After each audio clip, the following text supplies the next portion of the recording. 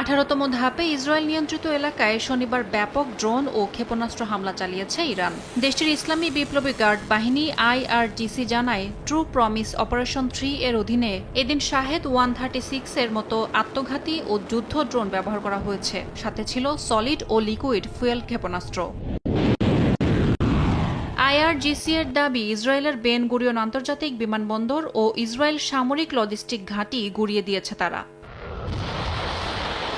Israeli গণমাধ্যমের তথ্য অনুযায়ী কমপক্ষে 10টি ক্ষেপণাস্ত্রের মধ্যে 6টি লক্ষ্যবস্তুতে আঘাত এনেছে। ইসরায়েলের উন্নত ডিফেন্স সিস্টেম ইরানি ড্রোন আটকাতে ব্যর্থ হয়েছে, যে কারণে সাধারণ মানুষ আশ্রয়কেন্দ্রে ছুটতে বাধ্য হয়।